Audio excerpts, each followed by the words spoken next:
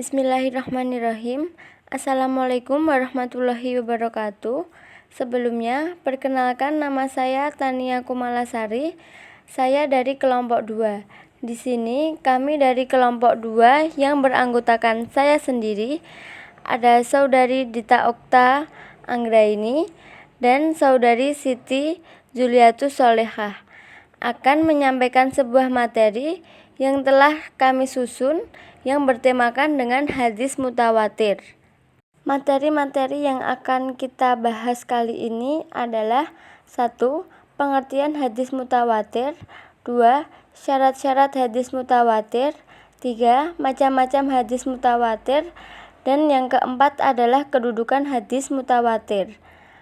Sampai di sini akan diserahkan kepada saudari Dita Okta selaku pemateri pertama. Terima kasih kepada Mbak Tania. Baiklah, saya akan menjelaskan pengertian hadis mutawatir. Hadis mutawatir adalah hadis yang diriwayatkan oleh sejumlah orang pada setiap tingkat sanadnya, yang menurut tradisi mustahil mereka bersepakat untuk berdusta dan karena itu diyakini kebenarannya. Mutawatir secara bahasa artinya berturut-turut atau lebat, sedangkan secara istilah, Nuruddin dalam Manhaj al-Naqdi fi Ulum al-Hadis 1997 mendefinisikan hadis mutawatir sebagai hadis yang diriwayatkan oleh perawi yang banyak yang diyakini tidak akan sepakat berbuat dusta dari perawi yang semisalnya, dari awal sanad hingga akhirnya, yang periwayatnya disandarkan kepada pengamatan indrawi. Hadis mutawatir yaitu hadis yang memiliki banyak sanad dan mustahil perawinya berdusta atas Nabi Muhammad SAW. Sebab hadis itu diriwayatkan oleh banyak orang dan disampaikan kepada banyak orang. Contohnya, barang siapa berdusta atas namaku dengan sengaja, maka tempatnya dalam neraka. Hadis riwayat Bukhari Muslim, Ad-Darimi, Abu Daud, Ibnu Majah, Tirmizi, Abu Hanifah, Tabrani, dan Hakim. Hadis mutawatir memiliki syarat-syarat, yakni 1. Diperoleh dari Nabi atas dasar panca indera. Maksudnya di sini adalah perawi dalam memperoleh hadis harus benar-benar berasal dari hasil pendengaran atau penglihatan sendiri. Contohnya seperti sikap dan perbuatan Rasulullah SAW yang dapat ditangkap secara indrawi. Yang kedua, bilangan perawinya mencapai jumlah yang menurut adat mustahil mereka bersepakat terlebih dahulu untuk berdusta. Para ulama memiliki perbedaan pendapat mengenai jumlah perawi atau orang yang meriwayatkan hadis. Sebagian golongan Syafi'i menetapkan minimal 5 orang karena mengkiaskan jumlah nabi yang bergelar ulul azmi. Ada pula yang menetapkan minimal 20 orang berdasarkan Al-Quran surat Al-Anfal ayat 65. Sementara ulama lainnya ada yang menetapkan minimal 40 orang, 10 orang, 12 orang, 70 orang, dan lain-lain. Kemudian yang ketiga ada kesinambungan jumlah perawi antara tabaqoh masing-masing. Artinya jika jumlah perawi pada tabaqoh pertama sekitar 10 orang, maka pada tabaqoh lainnya juga harus sekitar 10 orang. Baiklah, sekian penjelasan dari saya. Materi yang lainnya akan disampaikan oleh Mbak Zulia. Kepada Mbak Zulia, saya persilakan. Macam-macam hadis mutawatir. Yang pertama, berdasarkan ujung sanad. Sanad sendiri merupakan rantai periwayat hadis, sedangkan rawi merupakan orang yang menyampaikan hadis tersebut. Awal sanad adalah orang yang mencatat hadis dalam bukunya. Orang ini disebut mudawin atau mukharij. Berikut merupakan hadis berdasarkan ujung sanad, yaitu hadis marfu. Hadis marfu merupakan hadis yang sanadnya langsung pada Nabi Muhammad SAW. Yang kedua, berdasarkan keutuhan rantai sanad. Hadis tersebut merupakan setiap penutur pada tiap tingkatan dimungkinkan secara waktu dan kondisi untuk mendengar dari penutur di atasnya. Adapun macam-macam hadis berdasarkan keutuhan rantai sanad yaitu sebagai berikut. Hadis mu'diyal. Hadis mu'diyal merupakan apabila sanad terputus pada 2 generasi penutur berturut-turut. Hadis mu'alaq.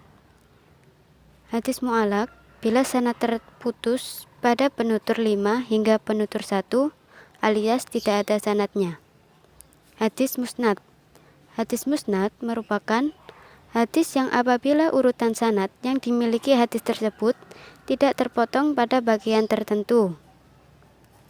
Hadis munqati merupakan hadis apabila sanad terputus pada salah satu penutur atau pada 2 penutur yang tidak berturutan selain sahabi.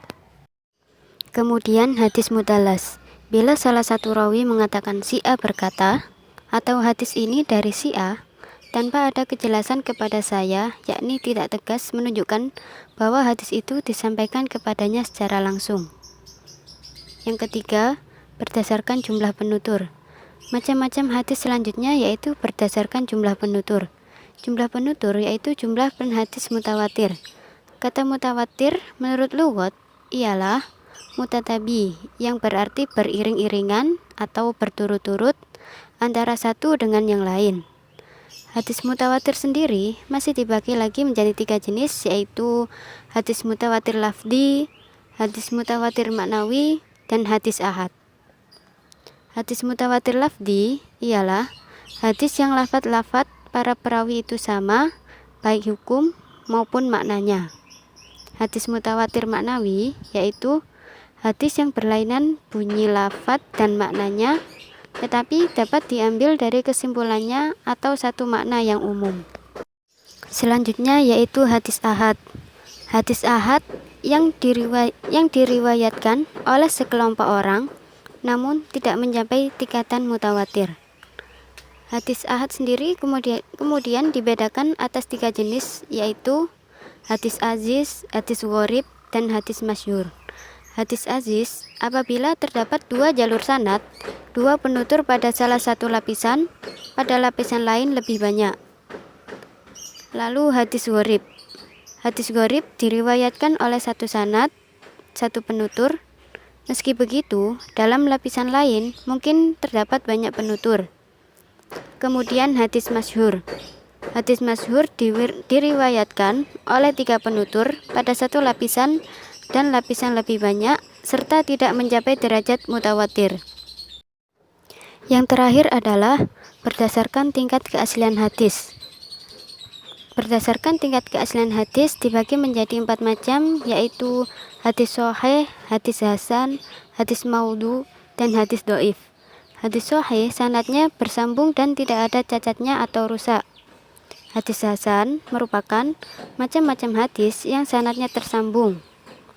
Hadis maudhu apabila hadis dicurigai palsu atau buatan karena dalam rantai sanadnya dijumpai penutur yang dikenal sebagai pendusta.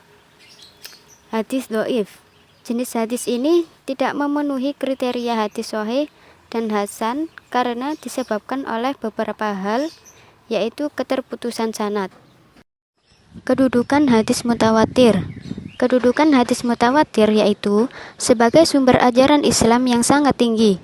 Mengutip dari Saifuddin Zuri tahun 2008, para ulama bersepakat bahwa hadis mutawatir berisi pengetahuan yang pasti bersumber dari Rasulullah SAW. Oleh sebab itu, hadis tersebut harus diterima secara bulat dan wajib diamalkan dalam seluruh aspek, termasuk dalam bidang akidah. Baik, terima kasih kepada Mbak Julia. Kesimpulan yang dapat kita ambil dari materi ini adalah para ulama sepakat bahwa hadis mutawatir ini merupakan hadis yang paling tinggi kedudukannya.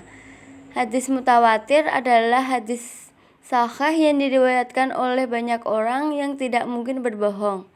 Masalahnya, para ulama berbeda dalam memahami orang banyak itu. Sebagian berpendapat jumlah orang banyak itu adalah 2 orang, sebagian lagi mengatakan cukup 4 orang, yang lain mengatakan 5 orang. Pendapat lain juga ada yang mengatakan 10 orang dan ada pula yang mengatakan 70 orang. Artinya, walaupun mereka sepakat akan kekuatan hadis mutawatir, namun mereka berbeda dalam menentukan syarat suatu hadis dikatakan mutawatir. Boleh jadi ada satu hadis yang dipandang